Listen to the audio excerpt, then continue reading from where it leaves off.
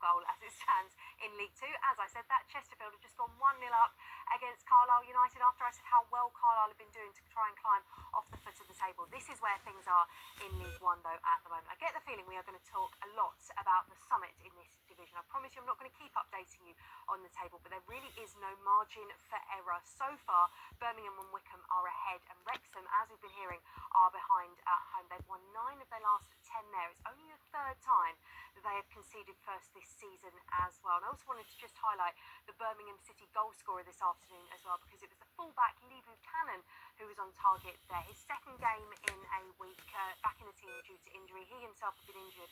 He hadn't played for Birmingham City for 221 days. It certainly hasn't been a bad week for him, though. A couple of teams trying to chase those top 3 down who aren't having very good days. Huddersfield Town started the day 4th, 4 straight wins, 7 straight home wins, and look at that, they are 2-0 down against Lincoln City, as are Stockport. Well, they are 1-0 down as things stand away at Stevenage. 5 wins in 7 for Stockport today, but there could be another further blow ahead of them. Rumours this week suggest that their top scorer and the league top scorer, Louis Barry, could be recalled in January by his parent club, Aston Villa. What a season he's been having. That would be a huge blow to them and their promotion aspirations. A few other goals to tell you about. Rotherham United 1-0 up against Northampton Town. A big game at the other end of the table. There's only 1 point and 3 places separating them.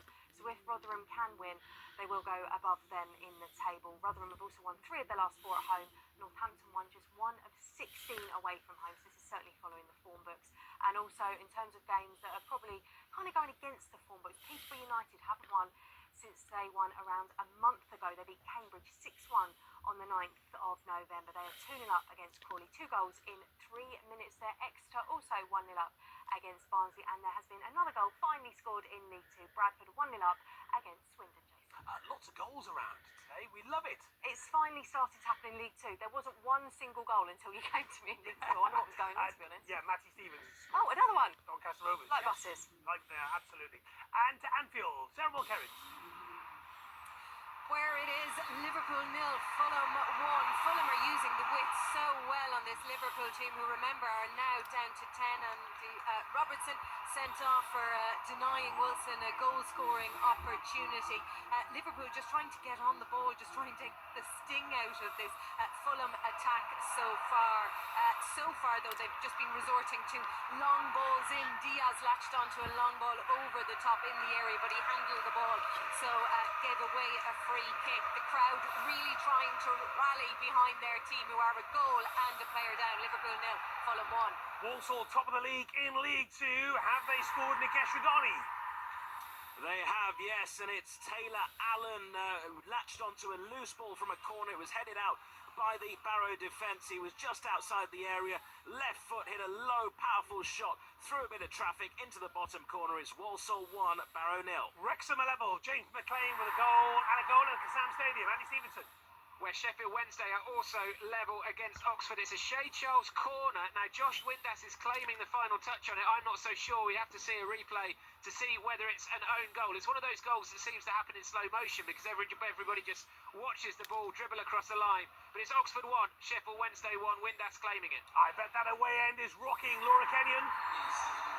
It absolutely is. Swansea 2, Sunderland 1. Sunderland pull one back. This one's shaping up to be quite the head-to-head. Nothing like the goalless draw we had here in the fixture last season. A header this time from the centre-back, Daniel Ballard. A lovely delivery from the right-hand side. It's Swansea 2, Sunderland 1. And details of that goal for Wrexham. Shojo Saka. Well, it was a lovely, lovely cross from the right. It hung in the air for ages. Captain James McLean at the back post. He headed, he soared, and he put it into the corner. It is Wrexham 1, Cambridge 1. Any news from St James's Park? Betty Glover. It's still 0-0. I'm not sure if Newcastle fans are going to be pleased necessarily with what they're seeing, in the sense that they should have scored a goal by now. They've done so many promising moves. They've been so... Oh, literally just as I'm speaking, Jacob Murphy whips the ball into the corner and Newcastle have taken the lead. I mean, I was saying, Jason, it has been coming, and that was built from Anthony Gordon once again with amazing ball placement, but Newcastle have finally got their opener. It's Newcastle 1, Leicester 0. Betty, thank you very much indeed. Have they been the better side in this game, do you think? Yes, without doubt. They've been playing really well, Newcastle. And if they'd gone in at half-time without scoring a goal, Eddie Howe would have been really disappointed. But it's actually, we laud Arsenal for their set plays, but this is a set play of Newcastle's own. It's that they create a 3-on-1 from the corner, and it effectively ends in Gordon dribbling to the touchline, and he cuts it back to Murphy. It's a really nicely weighted ball, and Murphy can just come onto it and just places it from the edge of the area pretty much back into the bottom corner, low, hard, precise. And you know what, Murphy had just missed a chance about 10 minutes earlier where he really should have scored. He came onto his left foot and he went for a bit of style over substance, and he tries to whip it where he should have passed it in the corner. This time, he doesn't make the same mistake. Yeah, brilliantly analysed, Glenn. And also, look at the celebration, Ellen. Very interesting.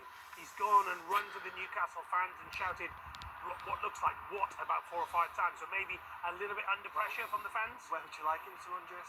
No, he's gone to the Newcastle fans, absolutely, I get that. But he's gone and done that whole, what were you saying, Yeah. Because they have been under fire, Newcastle, Yeah, I haven't think they? there's been a little bit of noise, hasn't there? I think the fans have been a little bit disappointed with some of the results, but it's a beautiful finish, a beautiful work set piece, and I think Glenn said it perfectly. It was a really lovely kind of weighted pass by Gordon and a really nice finish by Murphy. Yeah, did you like to do a little celebration? What was your celebration, Glenn, when you scored? On the rare occasion when you scored? Well, you know it wasn't rare, don't you? It's not Cardiff City, I think. Jason. Let's go to Ewood Park. Chris Latcham. Special moment for a special young player on the face of the opening 20 minutes or so in this game. Mario Cozier-Dubry, on his first senior start on loan from Brighton, has larruped one into the bottom left-hand corner. The ball popped up from his first touch, but his second touch, he made absolutely no mistake. They rate him highly at Brighton. They'll be delighted to see this. Blackburn 1-0 up. What a job John Eustace is doing. Absolutely sensational stuff. To the Emirates, Mark Scott. Yeah, Arsenal.